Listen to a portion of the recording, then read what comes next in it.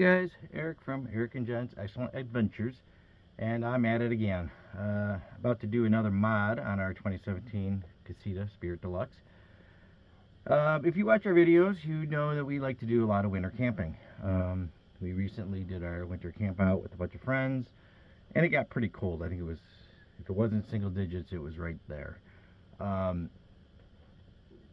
We obviously, camping here in Ohio in the winter, we have to winterize the camper, which, if you see my videos, you can check it out down below. I'll put the link. We have no water. The only water we have is in a jug, so that means you really don't have any water to take a shower. And when it's that cold out, you really don't want to go out and use the campground shower. You'd rather stay in your nice, toasty, warm casita. So what I've decided to do was try to add a heating pad to the freshwater tank to see if maybe we could start using water in the winter. So let me flip you around here and I will show you what I'm planning. Okay, so I purchased this off of Amazon. It was like 30-40 bucks maybe. I'll put the link down below in case you're interested in getting one. But basically it's a foam pad, and it's got the heating elements in the backside here, and it is 110 volt. You can also get them in 12 volt if you wanted to. I prefer to do it this way. It's just me. But this is actually for 50-gallon tanks. Now ours is only half of that, maybe not even half of that really. So the kit comes with 2 of these pads. I'm only going to use one because I have half the capacity. So in order to do this, I need to put it on the bottom of the freshwater tank, which is, of course, buried under here. Now, to get to that, I have to move all this stuff, and then I will have to take out this fiberglass shell here, which I did in my water leak video. I'll put the link for that one down below, too, if you're curious about that one. It's actually not that bad. It's just a handful of screws around the edges, and then this whole shell comes out and I have access to the tank. And then wiring wise, I have a few ideas, but once we get in there we'll kind of solidify that. So let me get you set up for a time lapse, and we'll get going at removing all of this.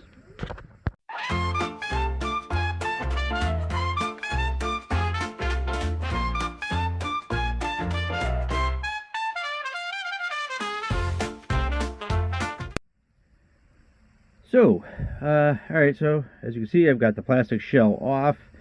The only thing I had to disconnect was the CO2 detector, not, just 2 wire nuts, quick and simple.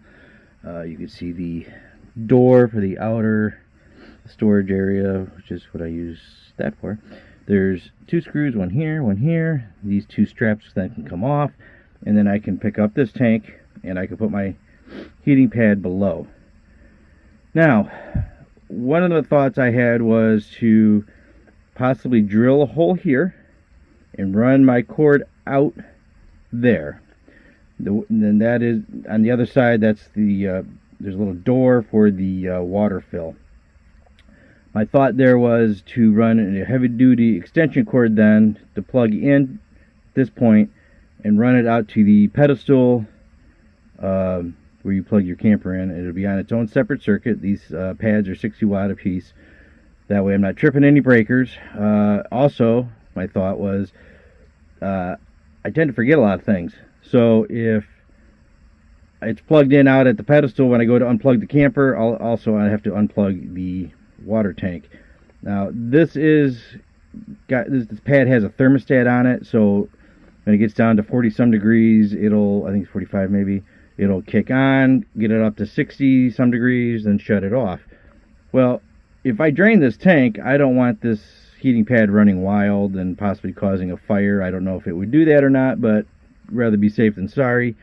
So if I have it empty and I got it hooked up to the camper itself and I forget to shut that breaker off, that could possibly cause a fire. I don't know if it would or not, but that's my thought there.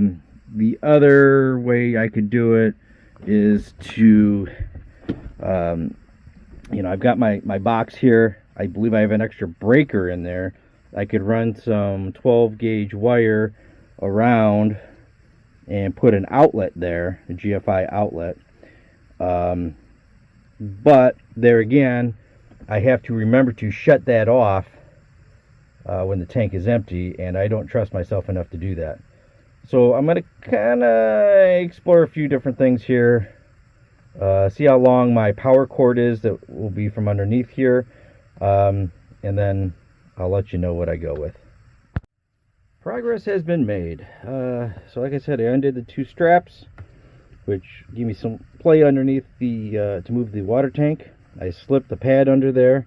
The cord is coming out, and I ended up drilling a hole here by the water fill. And I didn't have any rubber grommets, so I'll have to get some. But in the meantime, I just cut an old piece of garden hose, split it down the center, turned it inside out, and that'll make sure that that cord doesn't get chewed up by the plastic in the meantime. My first thought was actually to maybe even go this way with the cord into under the bed, and then the battery box. A little bit right there. This is the fiberglass battery box. I thought about maybe cutting, a hole in there, running the cord through the battery box and out that door. But I actually have a lithium battery in there, and I want to try to keep that as warm as possible, so I don't want that outside door being open. So that was kind of a deal breaker for me there. So let me run you outside, and I'll show you what this looks like from the outside. All right, so this is the water-filled door, obviously. Here it comes out, and I can hook up my extension cord here. I didn't really want to do another hole somewhere on the outside of the camper, because then that's something that I got to figure out how to close off. I figured by doing this, then I can actually, when I'm not using this, I can keep this door closed and not another exposed hole. So that's why I kind of did it here. But I think this will work out nice. Like I said, I just plug in my heavy duty extension cord here right to the pedestal, and we'll have some warm water. I do think maybe I'm going to try to insulate some of these water lines that run along the outside here, along the outer wall, just to give those a little extra chance. But of course they've got, let's go inside, I'll show you. They took all the water lines and electrical lines and zip tied everything together. There's the hot, the cold is in there somewhere. So I'm going to have to cut a million zip ties so I can separate the water lines from the electric lines. And I'm going to try to put some foam insulation on those water lines. Like I said, this is the outside wall, and there's really not much insulation in these walls. It's literally a thin piece of fiberglass, a little bit of foam, and carpet. So, and I think I'm also going to do this one coming out of the tank that goes under to the pump over here. So I think I'm going to try to insulate that one as well. I'll get back to you when I've made some more progress. Alright, update time. Well, that was kind of a pain in the butt to separate all those wires and that, and then put the pipe insulation.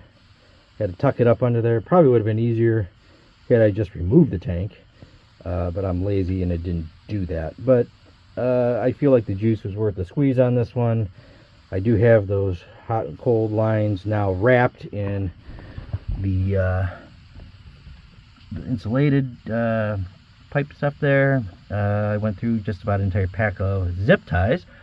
I got zip ties on everything, but as you can see, I ran that all the way down, and this is where it picks up. I might put a little piece here where it picks up from the water tank, and it goes to the pump and into there. Now I didn't do anything in this compartment. If I need to, I can prop this door open just a little bit and get some heat in there. This is where the hot water tank is, the water pump and all that. So I'm not too concerned about this. Plus it's not right on the outside wall. I probably will at some point, I don't know if today or not, but under the bed here, those water lines go all the way down to the bathroom. So I might insulate the water lines that are along that outside wall. They do come in, you know, under the toilet, that raised area, and then, you know, around and up. So you can't get into any of that. But you know what? It's definitely better than it was, and I think we'll be all right. So let me put all this back together. Oh, I guess I'll show you here. This is the stuff that I used to put around the pipe. It's just a foam insulation, and you can slit it so you open it up and just put it around your pipes and keep them hopefully nice and warm. So let me put all this back together, and then I'll check back in with you then. Okie dokie. So as you can see, camper is all back together, including this bed. It actually went back together like it's supposed to. Amazing. And I didn't have any extra screws. So that's all buttoned back up. The water pad is under the heater. Goes out that back little door by the water fill. I did run that insulation up to that back corner. And then I did run under this bed. I opened it up. And I did run some along that back wall. It probably would have been easier when I had built this. You know, when I had it all apart to do that. I don't know why I didn't do it. I guess I'm just a dumbass. Or, well, as I said before, lazy. So hopefully that insulation will help. Alright, so I guess really the next test would be to, you know, use it in the real world and see how it performs. We're kind of in the middle of the holidays right now, so I don't know when we're going to get out next. Hopefully I will have an update for you to put at the end of this video before I put it out. If not, make sure you check the video description, and I will put an update in there. With any of my mod videos, if there is an update, I will always put it in the video description down there, so you can check that out and see any updates. Other than that, yeah, let's see if we can get out there. I wanted to give you an update on how this water tank heater worked. We did go through a stretch of really cold weather. A lot of the country did, you know, obviously, but we had some really cold stuff here. We went camping in, and the heater worked great. No problems with that part of it. As I figured, you know, the black gray tanks, the gray got, or I'm sorry, the black got a little slushy and dumped. The gray did not want to dump. It was just, and I kind of expected that with those cold temperatures, but those are very unusual temperatures for here. Normally that's not an issue. Normally I can just put the RV antifreeze in there and dump, but it was just so cold even with the RV antifreeze. That gray tank did not want to dump for a while. But you know, I was able to eventually do it. Nothing cracked or broke, anything like that. It's all fine. I think if in the future I might just put a bucket out by the valve out there, just leave that gray valve open, and I can just dump that in the pedestals at the campgrounds. That way that water's not sitting in there, and then I'll just, you know, add a little extra to the black tank, a little extra RV antifreeze. The water lines did not freeze up or anything. Those were fine. You know, and I put that extra insulation, you know, on that outside wall, which I think definitely helped. It gets the heat from inside the camper, so that helps. Yeah, I will, you know, when those really cold days, I'll prop open some of these cabinet doors and that just to make sure it gets a little bit of heat in there. Yeah, I mean, I think maybe the only other thing I might do, I have a small air compressor that I might take with me and then just blow out the water lines before I leave the campground. That way there's, you know, when you're driving home and there's no heat on in the camper on those really cold days, you don't want those water lines freezing up. So I might just blow those out right at the campground. It only takes me just a minute or two. It's real quick and easy. But yeah, I'm kind of liking it. It definitely helped.